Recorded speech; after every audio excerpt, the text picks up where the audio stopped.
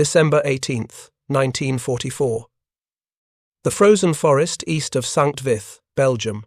Oberfeldwebel Ernst Barkmann pressed his eye against the Panther's periscope, scanning the snow-covered ridgeline through the early morning mist.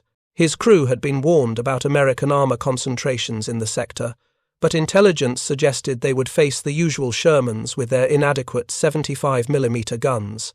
What Barkmann and the other aces of the 2nd SS Panzer Division das Reich didn't know was that the Americans had quietly fielded a new weapon that would fundamentally alter their assumptions about tank combat.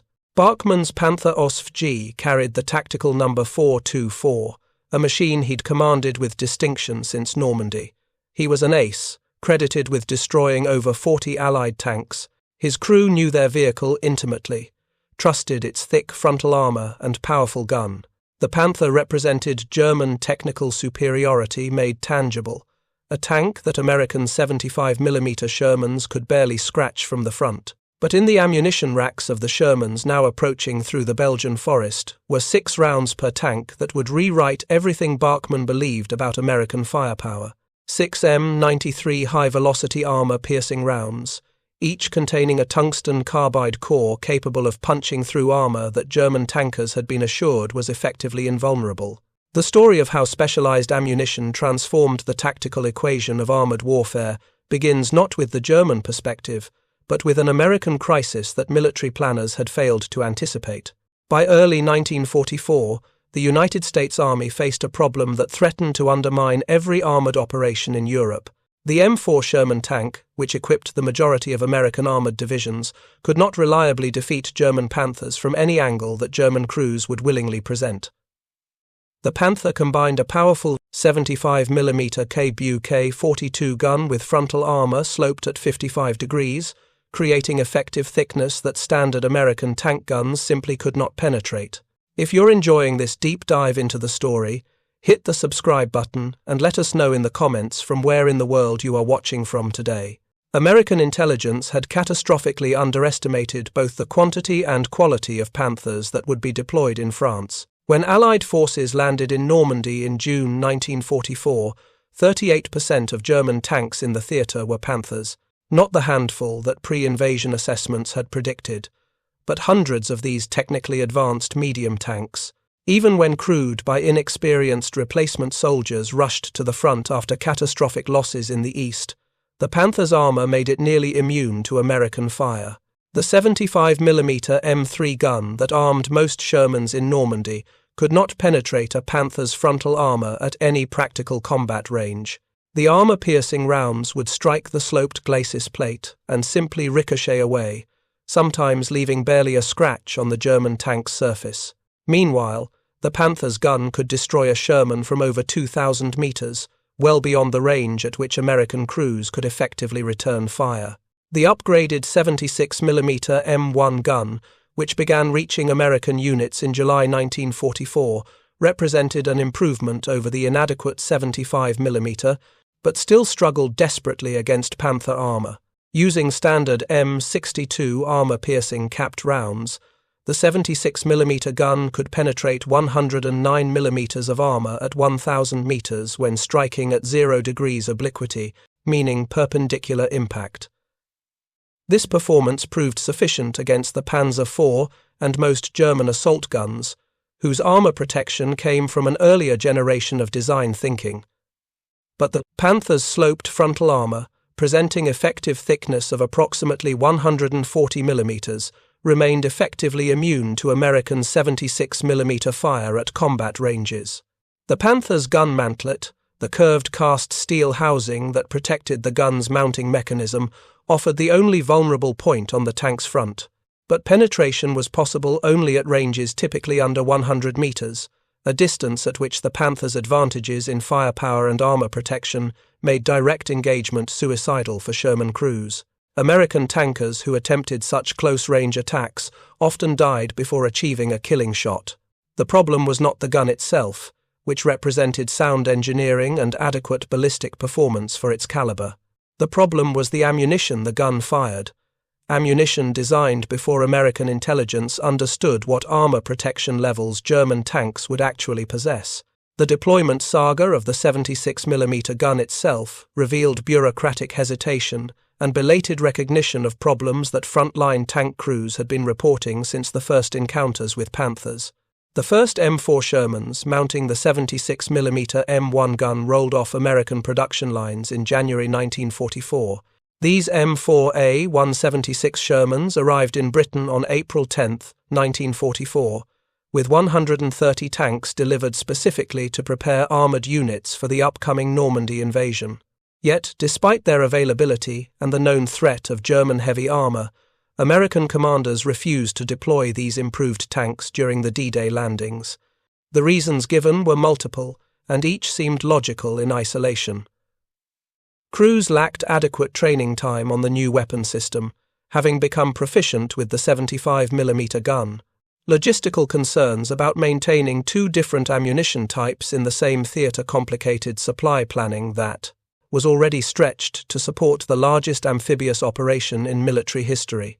Most critically, senior commanders believed the 75mm gun would prove adequate for the expected opposition, an assumption based on intelligence estimates that would prove catastrophically wrong.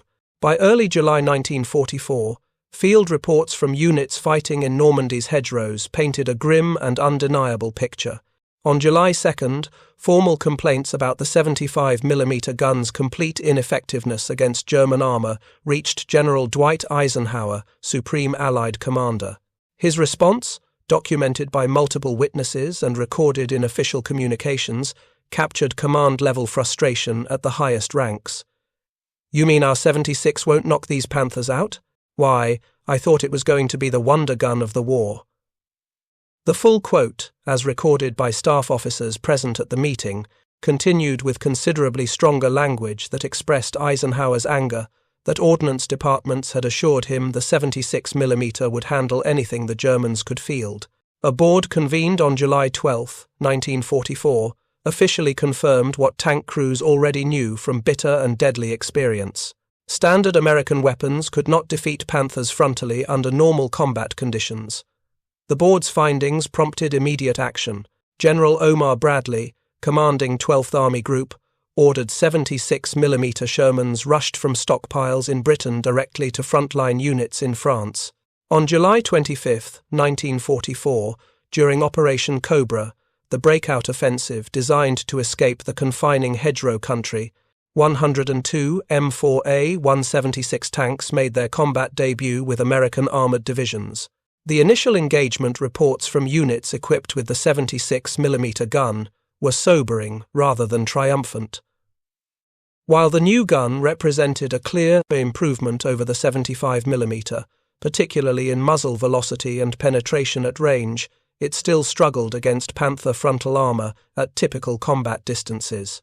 Sherman crews quickly learned through deadly trial and error that they needed to manoeuvre for flank shots, targeting the Panther's thinner side armour or attempt to hit the gun mantlet at dangerously close range. Neither tactical option proved desirable when facing a tank that could accurately destroy Shermans from 2,000 meters away, well before American crews could effectively return fire. The tactical situation demanded a solution that would allow American tank crews to engage Panthers with reasonable chances of achieving penetration at combat ranges, where maneuvering for flank shots was not always possible. The solution lay not in developing an entirely new gun, which would require years of design, testing, and production retooling, but in metallurgy and physics applied to ammunition design. By July 1944, American ordnance engineers working at Aberdeen Proving Ground and other testing facilities had developed the T4 round, later standardized for production as the M93 HVAP. The designation stood for high-velocity armor piercing, and the ammunition represented a fundamental departure from conventional armor-piercing projectile design that had dominated anti-tank warfare since World War I. The projectile consisted of a tungsten-carbide core, one of the hardest materials available to industrial civilization, surrounded by a lightweight aluminum body and ballistic windshield. This composite design concentrated the projectile's kinetic energy into a smaller, denser penetrator, while dramatically reducing overall projectile weight compared to solid steel shot. The result was a dramatic improvement in terminal ballistics. The M93 round achieved a muzzle velocity of 1,036 meters per second compared to 792 meters per second for the standard M62 armor-piercing capped round. This 244 meters per second velocity increase translated directly and dramatically into penetrating power through the physics of kinetic energy.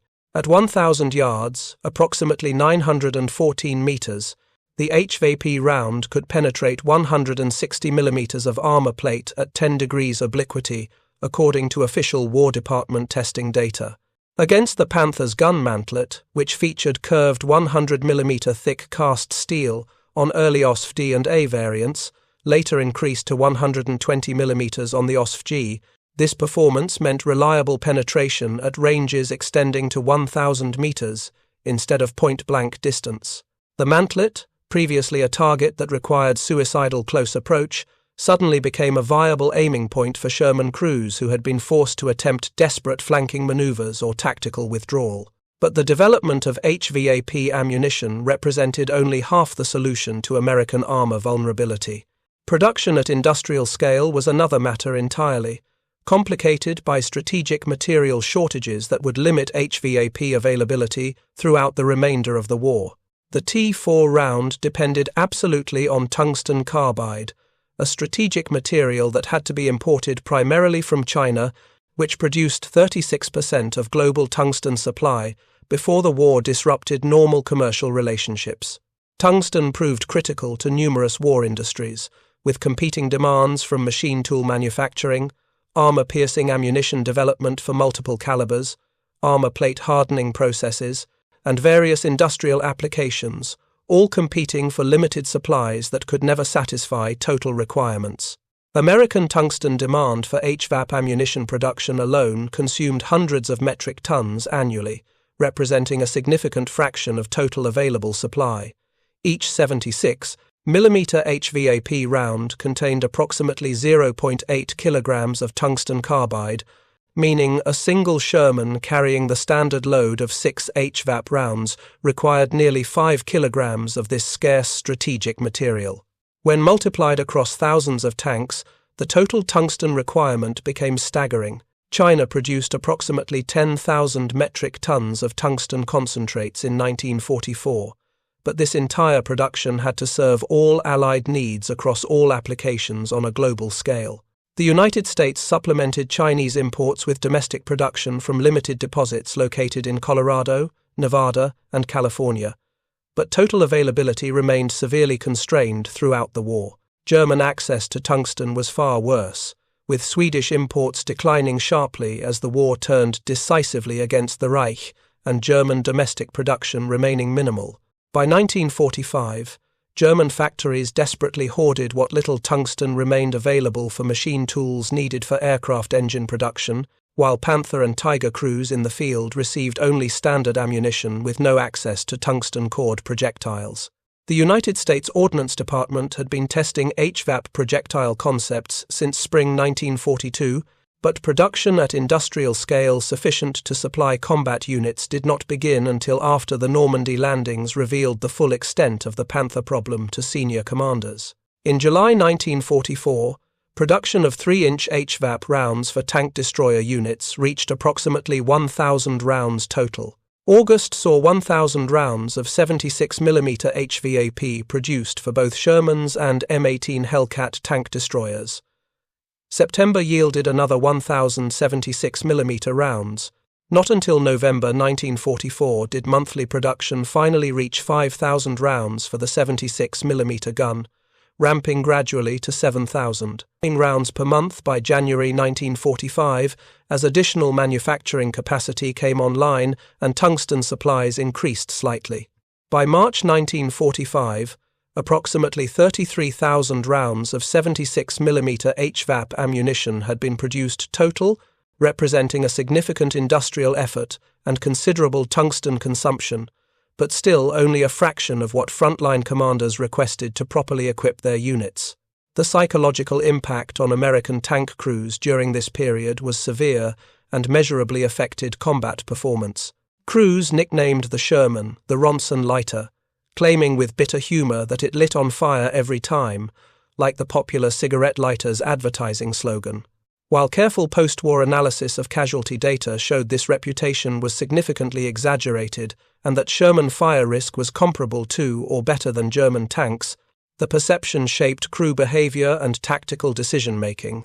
Tank commanders who spotted Panthers positioned defensively often chose to call for artillery fire support or air strikes rather than engage directly with tank guns, ceding tactical initiative to an enemy who could theoretically be defeated with proper ammunition and tactics, but rarely was in practice. The arrival of HVAP rounds began slowly changing this tactical calculus, but progress was hampered by the extreme scarcity of the ammunition and the general lack of training on its capabilities and significant limitations. The first widespread combat test of HVAP ammunition effectiveness came not in Normandy's confining hedgerows, but in the more open country of Lorraine, where American armoured divisions had finally broken out of the bocage and entered terrain that paradoxically favoured German defensive tactics. September 1944 found Lieutenant General George Patton's aggressive Third Army, deep in eastern France, racing toward the German border, with logistics stretched to absolute breaking point and fuel shortages limiting operational tempo. The 4th Armoured Division, consistently one of the most effective American armoured formations and a favourite of Patton's due to its aggressive command culture, had advanced rapidly, seizing a crucial bridgehead over the Moselle River near the town of Arracourt. German High Command immediately recognised the threat this bridgehead represented to the entire defensive line. If Patton's armour reached the Rhine River and crossed into Germany proper, the industrial heart of the Reich, centred in the Ruhr region, would be directly exposed to American mechanized forces. General Hasso von Manteuffel's 5th Panzer Army received explicit orders to counterattack immediately, destroy the American bridgehead, and push back Patton's advance before it could threaten German territory.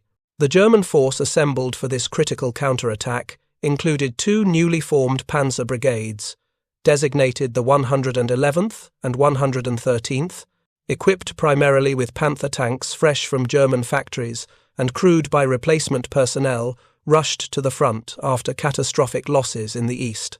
On paper, examining only numbers and technical specifications, the German advantage appeared overwhelming and victory seemed assured. The 2 Panzer brigades together fielded approximately 150 tanks against Combat Command A of the 4th Armoured Division, which possessed roughly 50 Sherman tanks supported by tank destroyers and self-propelled artillery. The 113th Panzer Brigade alone entered battle with approximately 90 tanks and assault guns in both battalions combined, including 42 Panthers and 40 Panzer IVs. German operational planners confidently anticipated a rapid victory, believing that the Panthers' well-documented technical superiority would more than compensate for any American advantages in logistics, combined arms coordination, or air support. They were about to be proven fundamentally and catastrophically mistaken. The Battle of Arracourt, fought over 11 days from September 18th to 29th, would become the largest sustained tank engagement fought by American forces in the European theatre until the Battle of the Bulge 3 months later. More importantly for the broader narrative of American armoured warfare, Arracourt would demonstrate conclusively that American tank crews, when properly trained, adequately equipped, and fighting on favourable terrain, could decisively defeat technically superior German armour through superior tactics, effective combined arms coordination, and judicious employment of high-velocity armour-piercing ammunition that German intelligence had not known American forces possessed. The morning of September 19th began with thick fog blanketing the gently rolling terrain around Arracourt, reducing visibility to less than 100 metres in many areas. German reconnaissance capabilities were severely limited by the weather and by organisational deficiencies in the newly formed Panzer brigades. The 113th Panzer Brigade, rushed into combat before completing its training and organisation, lacked proper scout units and advance reconnaissance elements that veteran panzer divisions would have employed routinely. German tanks advanced essentially blind into terrain held by American forces who knew the ground intimately and had established well-prepared defensive positions with excellent fields of fire. At approximately 8 o'clock in the morning, lead elements of the 113th Panzer Brigade penetrated American observation posts positioned east and south of Arracourt. The German tanks, factory new Panthers with inexperienced crews who had minimal training on their vehicles, moved forward in road column formation, a fundamental tactical error that veteran American tankers immediately recognized and prepared to exploit. Captain Kenneth R. Lamison's C Company, 37th Tank Battalion, held defensive positions along key approaches to Arracourt. His Sherman crews had been specifically briefed on the HVAP rounds loaded in their ammunition racks, 6 precious rounds per tank that represented their best chance against Panther armor. Use them wisely, the briefing had emphasized, targeting Panther turrets or mantlets at ranges where projectile velocity remained sufficient for reliable penetration. The fog that severely hindered German reconnaissance now worked decisively in favor of American defenders positioned in prepared fighting positions. A section of Lamison's Shermans occupied concealed positions south of the village when the first Panther materialized suddenly from the thick mist, appearing barely 75 meters away from the American position. At this brutally close range, the Panther's superior long-range gunnery capability meant absolutely nothing. Before the German crew could properly identify the threat and engage, the American gunner fired instantly. The HVAP round, traveling at over 1,000 meters per second, struck the Panther's gun mantlet with devastating effect. The tungsten-carbide core punched cleanly through the curved cast steel and detonated the ammunition stored directly beneath the gun breech inside the turret. The Panther exploded violently, its turret lifting slightly from the hull from the massive force of the secondary detonation as stored ammunition cooked off. 2 more Panthers emerged from the concealing fog in quick succession, following their destroyed leader into the American killing zone. Both were destroyed within seconds by well-aimed shots from concealed Sherman positions, their crews having no time to effectively locate targets and return fire in the severely limited visibility. The remaining German tanks in the column, suddenly aware they were in a deadly ambush, turned away hastily. German crews were profoundly shocked by the sudden loss of 3 Panthers to what they had been repeatedly assured were inferior American tanks with inadequate firepower. Throughout the morning of September 19th, similar deadly engagements erupted across the entire Arracourt sector as German units blindly advanced into prepared American defensive positions. American tanks, using the fog as tactical concealment, engaged Panthers at close ranges where HVAP rounds proved most devastatingly effective against mantlets and turret faces. The German tactical deployment proved absolutely disastrous in execution. Advancing in vulnerable road columns without proper reconnaissance or infantry support, Panther crews repeatedly exposed their thinner side armor to American flanking fire from positions the Germans never detected until after taking casualties. Near Arracourt's forward command post, a platoon of M18 Hellcat tank destroyers, also recently equipped with 76mm guns and precious HVAP ammunition, engaged German armor at close range with devastating results. The fast-moving, lightly armored tank destroyers proved devastatingly effective in the close-range, fog-shrouded combat, using their superior speed to shift positions rapidly between shots and avoid German return fire. By noon, as the fog finally lifted and visibility improved across the battlefield, American forward artillery observers could effectively coordinate fire missions with defending tank companies, calling down precisely timed barrages on German assembly areas and approach routes. P-47 Thunderbolt fighter bombers of the 405th Fighter Group arrived overhead as the weather cleared, diving through gaps in the remaining clouds to strike German armor concentrations with rockets, bombs, and devastating strafing runs with 8 50-caliber machine guns per aircraft. The full combination of American tactical advantages became brutally clear through the course of the day's fighting. While the Panther indisputably possessed superior armor protection and firepower compared to the Sherman when considered as isolated weapon systems, American forces routinely employed integrated combined arms tactics as standard operational doctrine at every command level. German tanks advanced without adequate artillery support, without any air cover whatsoever due to complete Allied air superiority, and critically without infantry support to clear American defensive positions or protect the tanks from close-range anti-tank weapons. American armored forces coordinated their tanks seamlessly with artillery fire support, overwhelming air power, infantry protection, and specialized tank destroyer units in a fully integrated system that consistently overwhelmed German technical advantages through superior coordination and mutual support. When Panthers encountered these carefully prepared combined arms defenses, they were systematically destroyed piecemeal despite their superior individual capabilities, unable to leverage their technical advantages effectively. The HVAP ammunition did not make Sherman tanks technical equals to Panthers when comparing specifications on paper. Warfare is not conducted according to technical specifications alone, fought by machines in isolation. Tanks are crewed, commanded, supported, and ultimately destroyed by soldiers who exploit vulnerabilities under actual combat conditions that rarely match theoretical optimal engagement scenarios. The Panther's gun mantlet, structurally necessary to allow the 75mm gun to elevate and traverse across its engagement arc, created an unavoidable weak point in the otherwise formidable frontal armor.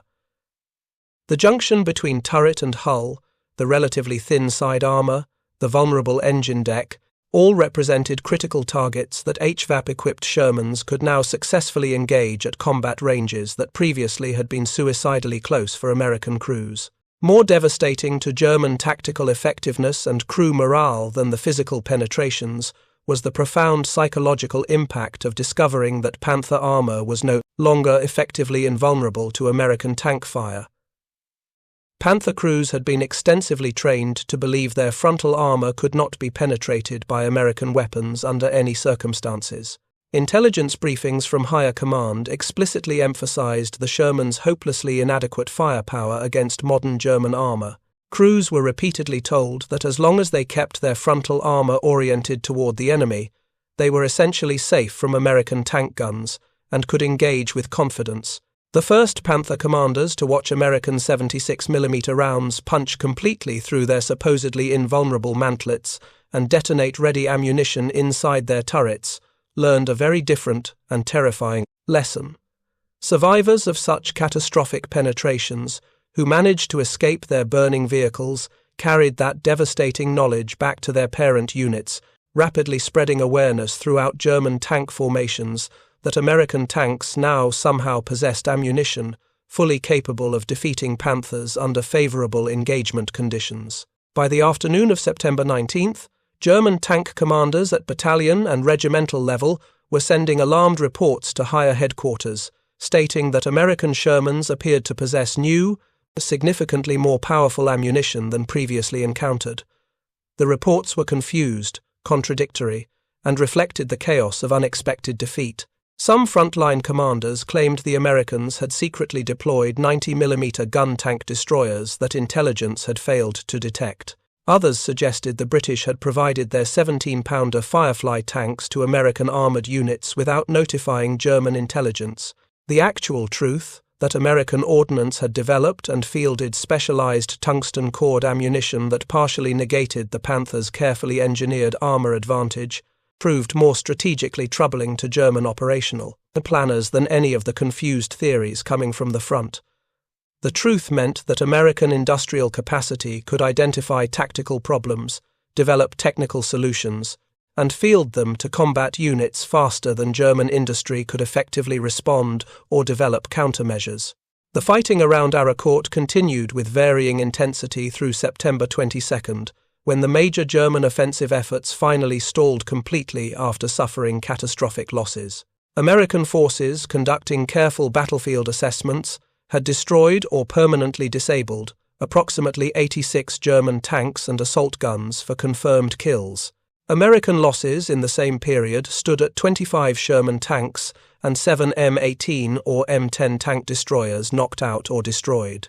The kill ratio heavily favored the Americans despite their acknowledged technical disadvantage in individual tank versus tank performance specifications, demonstrating that tactical skill, combined arms integration, and crew training mattered more than armor thickness or gun power in determining actual combat outcomes. The Battle of Arracourt represented not merely a tactical victory in one sector of a vast front, but a crucial psychological watershed for both American and German armored forces.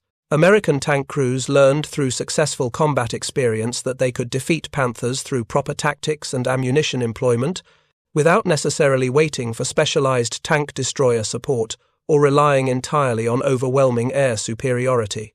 German Panther crews lost forever the comforting psychological security of believing in absolute frontal invulnerability that had sustained their confidence through previous battles, fundamentally altering their tactical behavior in subsequent engagements. The German perspective on Arracourt emerged through after-action reports, unit war diaries, and post-war interrogations that revealed confusion and bitter recrimination throughout the chain of command. The 113th Panzer Brigade, which had confidently entered battle on September 18th, with approximately 90 operational tanks and assault guns, could barely muster fewer than 20 serviceable vehicles by September 29th, when offensive operations finally ceased. German after-action reports filed by surviving officers struggled desperately to explain the catastrophic defeat in terms that would satisfy higher headquarters. The technical superiority of the Panther tank remained undeniable when examining specifications on paper. How then had these newly produced tanks, crewed by replacement personnel certainly, but still protected by the best armor Germany could manufacture, been defeated so comprehensively by American forces equipped with supposedly inferior Shermans? The answers lay partly in fundamental differences in training and combat experience that no amount of technical superiority could overcome. The Panzer Brigade crews had received minimal training before deployment, often arriving at the front with only weeks of basic instruction on their vehicles and almost no combined arms training. American tank crews in the 4th Armored Division were battle-hardened veterans who had fought their way across France from Normandy, thoroughly understood combined arms warfare through hard experience, and had learned to read terrain for tactical advantage through months of continuous combat. But differential training levels alone did not fully explain the pattern of Panther losses, particularly the frontal penetrations that should not have been physically possible with standard American ammunition, according to all German technical assessments and armor testing data.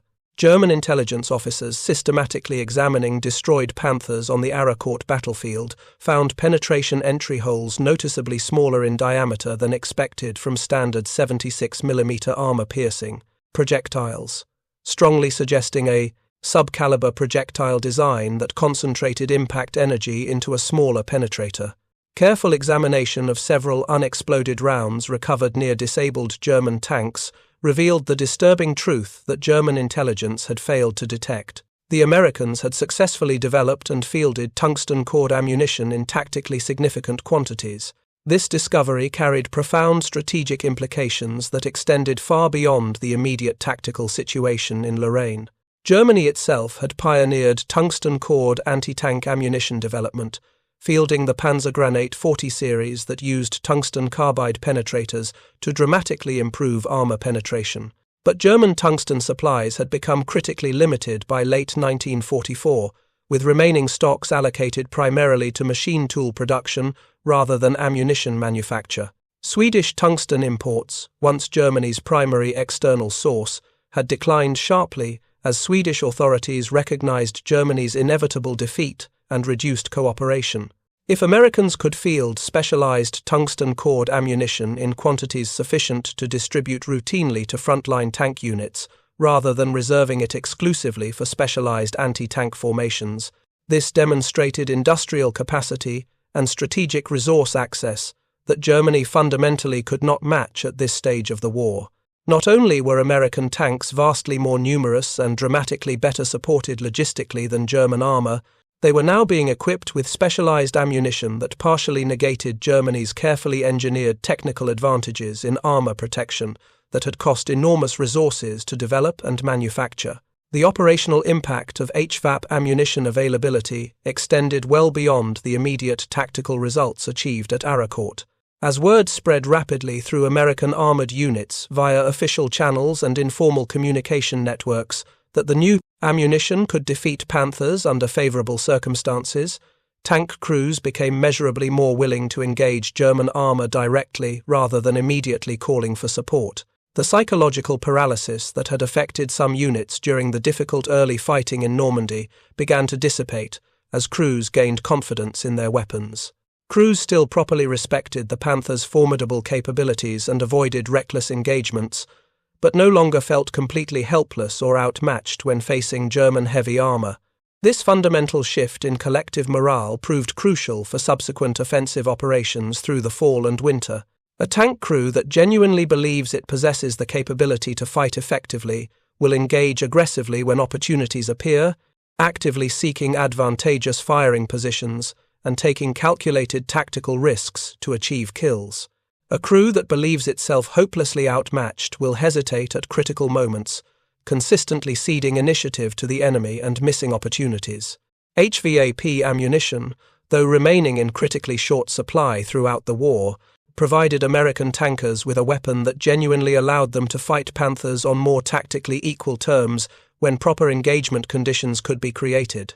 Even crews that had never actually fired an HVAP round in combat benefited psychologically from simply knowing the ammunition existed in their supply system and might become available when most desperately needed. The chronic scarcity of HVAP ammunition forced American commanders at every level, from battalion through army, to make extraordinarily difficult prioritization decisions, with limited supplies that never satisfied tactical requirements.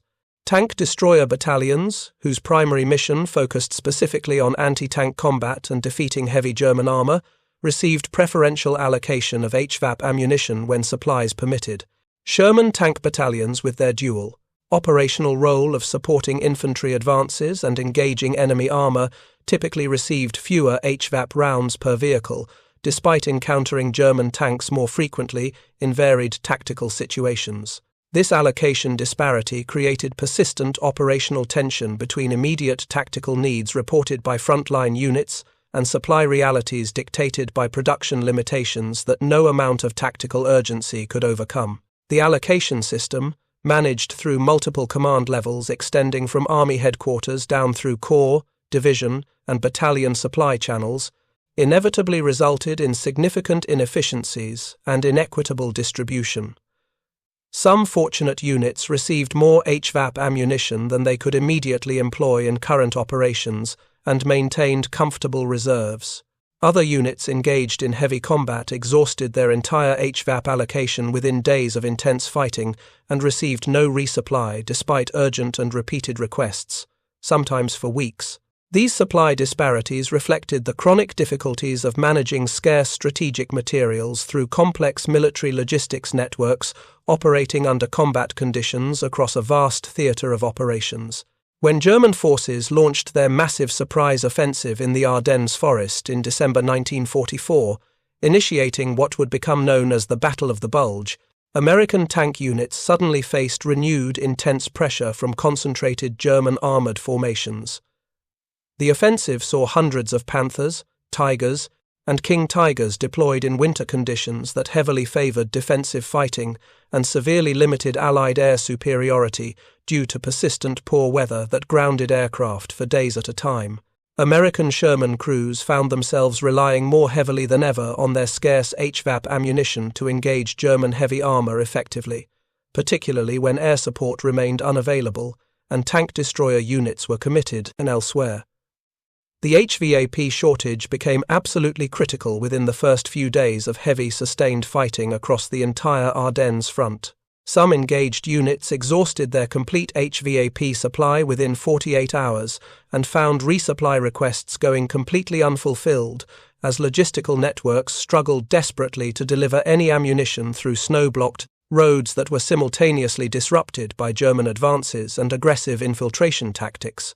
Yet even during the most difficult fighting of the Ardennes campaign, American armoured forces consistently demonstrated that tactical skill, aggressive leadership, and effective combined arms coordination could compensate substantially for technical disadvantages in individual weapons systems.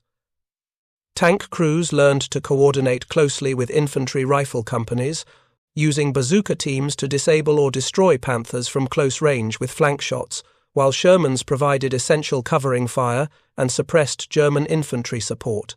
Artillery forward observers attached to tank companies called in devastating time on target missions that damaged optical equipment, disabled tracks and running gear, and killed exposed crew members, even when high explosive shells could not penetrate armor plate directly.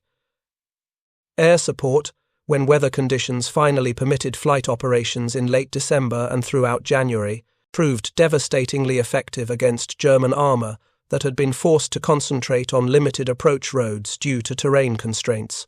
Fighter bombers armed with rockets and bombs systematically destroyed Panthers and Tigers that could not disperse off the narrow forest roads without becoming hopelessly mired in deep snow. The Battle of the Bulge ultimately ended with German armoured forces comprehensively shattered, having lost hundreds of irreplaceable tanks and thousands of experienced crew members in a desperate offensive that failed completely to reach its strategic objectives or alter the war's inevitable outcome. American armoured units, despite suffering significant losses and enduring extremely difficult fighting conditions, had successfully contained and then reversed the German offensive without fundamental changes to equipment or tactics. By early 1945, the strategic situation had shifted decisively and irreversibly in Allied favour across all fronts. American and British forces were methodically preparing to cross the Rhine River in overwhelming strength, assembling massive supply stockpiles and positioning powerful armoured formations for the final drive into Germany. Soviet armies were advancing relentlessly from the east, having completely shattered German defensive lines in massive winter offensives that cost Germany entire army groups. Germany's industrial capacity was steadily collapsing under the cumulative effects of combined Allied strategic bombing, progressive loss of territory containing critical manufacturing facilities and raw material sources, and severe shortages of essential materials, including petroleum products and strategic metals like tungsten. Panther production, which had reached approximately 3,900 units during 1944, fell precipitously in early 1945 as factories were systematically bombed, transportation networks were comprehensively disrupted, and raw materials became increasingly unavailable.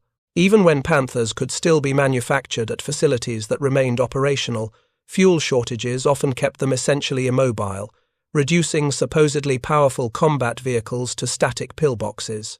German tank units in the final months of the war frequently abandoned perfectly serviceable Panthers, not because of any combat damage or mechanical failure, but simply because they possessed no fuel to operate the vehicles and could not risk them being captured intact by advancing Allied forces. The technical limitations of HVAP ammunition, while deliberately minimized in American tactical publications and training materials, deserve careful examination for complete historical accuracy and honest assessment. The tungsten-carbide core, while demonstrably excellent at penetrating armor when impact conditions were favorable, remained inherently brittle due to the material's crystalline structure. Below certain critical impact velocities, approximately 2,300 to 2,500 feet per second, depending on specific alloy composition and manufacturing quality, the tungsten carbide core could catastrophically shatter on initial contact with armor plate rather than penetrating cleanly through. This velocity threshold meant that HVAP effectiveness declined dramatically at longer engagement ranges, where projectile velocity had decreased substantially due to atmospheric drag. The effective range against Panther mantlets was realistically approximately 1,000 meters under favorable conditions. Beyond this distance, the statistical probability of the tungsten core shattering on impact rather than achieving penetration increased substantially, rendering the expensive ammunition no more effective than standard armor-piercing rounds. American tankers learned these critical range limitations through direct combat experience, sometimes with tragic consequences. Crews that fired precious HVAP rounds at Panthers beyond the effective range frequently wasted irreplaceable ammunition without achieving any damage, while simultaneously provoking accurate return fire from German guns that remained highly effective at ranges exceeding 2,000 meters. Training on proper HVAP employment techniques and limitations was frustratingly minimal, as the ammunition arrived at frontline units considerably faster than comprehensive training materials and doctrine could be developed and distributed through normal channels. Many crews learned effective employment techniques purely through dangerous trial and error under actual combat conditions, a learning process that cost lives. Staff Sergeant Francis Baker's carefully documented experience on November 20, 1944, illustrated both the genuine potential and the significant limitations of HVAP ammunition in realistic combat situations. His Sherman, properly equipped with a 76mm gun and carrying the standard allocation of HVAP rounds, engaged a Panther at approximately 800 yards during a meeting engagement. Baker's experienced gunner fired at least 7 rounds total, with multiple hits clearly observed striking the Panther's side armor. To Baker's profound frustration documented in his after-action report, the HVAP rounds apparently bounced off or shattered without achieving any penetration that would disable the German tank. The engagement clearly demonstrated that even HVAP possessed significant inherent limitations against sloped armor struck at oblique angles, where the effective armor thickness increased dramatically and projectile impact angles became unfavorable for penetration. The Panther withdrew from the engagement rather than continuing the fight, so the tactical action was not a complete failure. But the experience served as a harsh reminder to Sherman crews throughout the theater that HVAP was not a magical technological solution to all anti-armor problems. Proper tactics emphasizing maneuver, careful shot placement considering armor angles, accurate range estimation, and achieving advantageous engagement angles remained absolutely critical factors determining combat success. HVAP ammunition gave American tankers significantly improved odds when engaging Panthers, but tactical success still required considerable skill, sound tactical judgment, and often favorable circumstances. The comprehensive post-war analysis of HVAP ammunition effectiveness conducted by Army Ordnance revealed both its genuine successes and its significant limitations when examined objectively.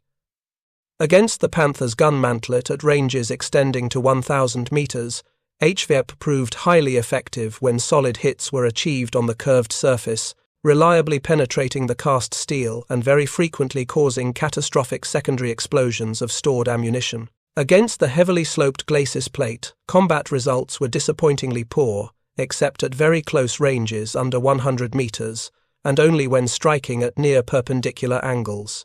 The extreme slope angle meant that tungsten-carbide rounds traveling at high velocity very often ricocheted off the glacis plate or shattered on impact without achieving penetration, regardless of the projectile's kinetic energy. This fundamental limitation meant that Sherman crews still absolutely needed to maneuver tactically for advantageous shot angles, attempting to engage Panthers from the flank whenever terrain and tactical situation permitted. The ammunition did not transform Sherman tanks into technical equals of Panthers when comparing specifications, but it provided American crews with a genuinely fighting chance in frontal engagements, where previously they had possessed virtually no hope of achieving effective penetration at any range beyond point-blank distance. If you find this story engaging, please take a moment to subscribe and enable notifications. It helps us continue producing in-depth content like this. The Korean War, beginning in June 1950, provided an unexpected additional combat test of HVAP effectiveness under different conditions against different armor. American Sherman tanks, now primarily the upgraded M4A3E8 variant armed with 76mm guns and improved suspension, faced Soviet-built T-3485 tanks serving with North Korean and later Chinese forces. Unlike the desperate situation in Europe where HVAP had remained critically scarce throughout the war, by 1950 tungsten supplies were no longer severely constrained by competing wartime. Demands across multiple industries and substantial stockpiles of HVAP ammunition had accumulated in ordnance depots. American tank crews operating in Korea discovered that HVAP rounds very easily penetrated T-3485 armor at all normal combat ranges with dramatic effectiveness. The T-3485, while representing a capable and well-designed tank that had served the Soviet Union effectively throughout World War II, possessed armor protection significantly inferior to the German Panther. Its 90mm thick turret front and only 45mm thick glacis plate could not effectively resist tungsten-carbide projectiles fired at high velocity from American 76mm guns at combat ranges. American Sherman tanks in Korea achieved remarkably favorable exchange ratios against communist armor, suffering relatively few losses while destroying T-3485 tanks in large numbers. This success reflected partly superior American crew training and tactical doctrine, but resulted significantly from the plentiful availability of HVAP ammunition that was no longer rationed or restricted.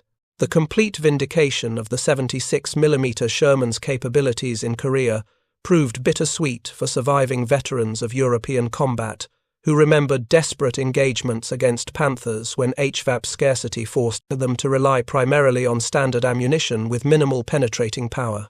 The German perspective on American HVAP ammunition, gathered systematically from extensive post-war interrogations of surviving tank crews and officers and careful examination of captured technical documents, revealed grudging professional respect mixed with deep strategic frustration. German ordnance officers, when questioned candidly, recognized that American industry had solved the tungsten-core ammunition production problem far more successfully than German manufacturers, despite Germany having pioneered much of the underlying technology. While Germany had developed tungsten-core ammunition with the Panzer Granit 40 series during the war's early years, severe production limitations and strategic material shortages meant these specialized rounds were never available in tactically significant quantities to frontline units. American production of HVAP ammunition, though also constrained by tungsten scarcity and never meeting total tactical requirements, still substantially exceeded German capability by late 1944, when American industry reached full production tempo. For German tankers serving in Panther units, the growing knowledge through late 1944 that American tanks now posed a credible frontal threat fundamentally altered long-established tactical calculations and engagement procedures. Otto Carius, a highly decorated German tank ace who commanded Tiger tanks and remarkably survived the entire war, wrote extensively and thoughtfully in his detailed post-war memoirs about the profound psychological impact of facing enemies who could potentially penetrate his armor. The reassuring sense of near invulnerability that thick, well-designed armor provided proved absolutely crucial to maintaining crew morale and enabling the aggressive tactics that German doctrine emphasized. When that comforting sense of protection gradually eroded through combat experience, crew performance measurably suffered across multiple dimensions. Panther crews facing HVAP-equipped American Shermans after Arracourt experienced precisely this erosion of tactical confidence. The gun mantlet became widely recognized as a known critical vulnerability that competent, well-trained American crews could deliberately exploit given favorable engagement conditions. This knowledge demonstrably made Panther crews more cautious in their tactical decision-making, slower to initiate engagements, and generally far less willing to take calculated tactical risks that might expose vulnerabilities. The strategic implications of HVAP development and limited deployment extend naturally to much broader questions about technological competition in modern industrialized warfare and the absolutely crucial importance of industrial capacity versus pure technical innovation. Both American and German research establishments possessed highly competent engineers and sophisticated theoretical understanding of ballistics, metallurgy, and armor penetration mechanics. Both nations recognized quite early in the war the significant value of tungsten-core ammunition for anti-tank applications, and both successfully developed functional designs that performed well in controlled testing. The critical difference separating success from failure came down fundamentally to industrial production capacity and strategic resource availability rather than scientific knowledge or engineering sophistication. American industry could manufacture HVAP ammunition in quantities sufficient to meaningfully influence battlefield outcomes and tactical decision-making, though production never approached levels that would fully equip all units with adequate supplies. German industry could barely produce enough specialized ammunition to conduct comprehensive testing and limited troop trials, never approaching tactically significant production volumes. This fundamental pattern repeated itself across numerous weapon systems throughout the war, with depressing consistency from the German perspective. Germany consistently developed sophisticated and often technically superior weapons that impressed in specifications, but could not manufacture them in quantities that significantly affected strategic outcomes or altered the war's trajectory. American industrial capacity produced equipment that was frequently less technically sophisticated when examined in isolation, but proved highly effective in combat, and more importantly, produced these weapons in overwhelming numbers that simply could not be matched. The M4 Sherman was objectively not the best tank of World War II by most individual technical measures when compared directly to German or Soviet designs, but American factories produced approximately 49,324 Sherman tanks compared to approximately 6,132 Panthers manufactured in Germany. This roughly 8-to-1 production advantage, combined with ammunition improvements like HVAP that meaningfully reduced the technical performance gap, proved strategically decisive regardless of individual tank capabilities. The post-war military careers of key American veterans who fought with distinction at Arracourt reflect the battle's enduring impact on American armored warfare thinking and doctrine development. Lieutenant Colonel Creighton Abrams, who commanded the 37th Tank Battalion at Arracourt with exceptional tactical skill, rose steadily through the ranks to eventually become United States Army Chief of Staff and gave his name to the M1 Abrams main battle tank that would dominate armored warfare for decades. The hard lessons Abrams learned firsthand about effective combined arms warfare, the critical importance of rigorous crew training, and the absolute necessity of providing adequate specialized ammunition directly influenced his entire military career and the operational doctrine he helped develop for future armored forces. The M1 Abrams was deliberately designed from initial concept with an extremely powerful 120mm smoothbore gun and sophisticated ammunition types, including depleted uranium penetrators that serve functionally the same role that HVAP served during World War II, concentrating kinetic energy into dense penetrators.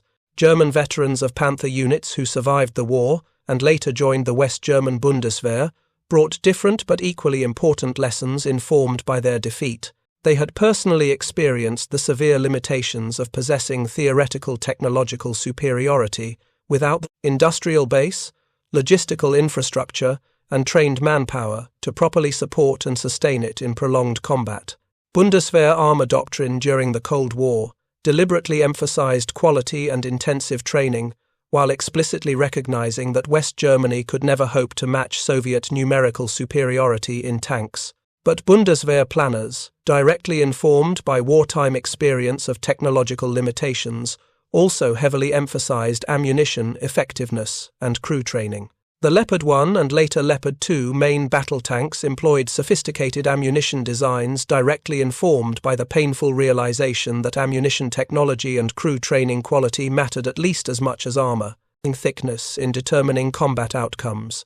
The conclusion of World War II in Europe, formally marked by Germany's unconditional surrender on May 8, 1945, ended the immediate tactical need for HVAP ammunition employment against Panthers and Tigers. American ordnance officers, systematically examining destroyed German vehicles across the former combat zones, found clear forensic evidence of HVAP penetrations on numerous wrecks, definitively confirming the ammunition's tactical effectiveness under favorable engagement conditions, while simultaneously noting its significant limitations. Panthers struck by HVAP typically displayed characteristic penetrations through the mantlet or turret face when struck at favorable perpendicular angles, but very rarely showed penetrations through the heavily sloped glacis plate, which remained highly resistant to even tungsten-core projectiles.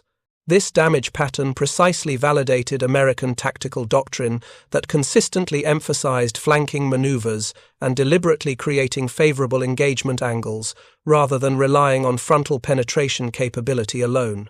The comprehensive post-war analysis conducted by Army Ordnance concluded definitively that while HVAP ammunition meaningfully improved Sherman capabilities against heavy German armor and provided crews with enhanced confidence, the truly decisive factors in the European theatre remained overwhelming American numerical superiority, vastly superior logistics and supply systems, complete air superiority after mid-1944, far more effective artillery support, and more sophisticated operational doctrine emphasizing combined arms integration. The remarkable transformation of American tank crews from mid-1944 to early 1945 reflected the powerful cumulative impact of sustained combat experience, dramatically improved equipment availability, and growing familiarity with specialized ammunition, including HVAP.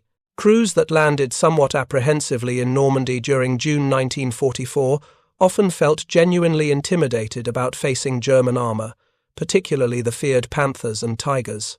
By early 1945, after enduring months of sustained combat, benefiting from significant training improvements, enjoying increased availability of 76mm Shermans, and gaining practical familiarity with HVAP ammunition capabilities, American tankers approached engagements with German armor far more confidently and aggressively.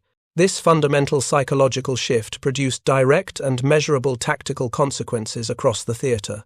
Confident crews fought considerably more aggressively, willingly took calculated risks when tactical opportunities appeared, and actively exploited tactical advantages rather than waiting passively. While HVAP ammunition alone certainly did not create this entire transformation in unit effectiveness and morale, its availability and repeatedly proven combat effectiveness contributed meaningfully to improved American armored force morale and substantially enhanced tactical performance throughout the final campaigns. The enduring legacy of HVAP development continues directly influencing modern armor-piercing ammunition design principles to the present day.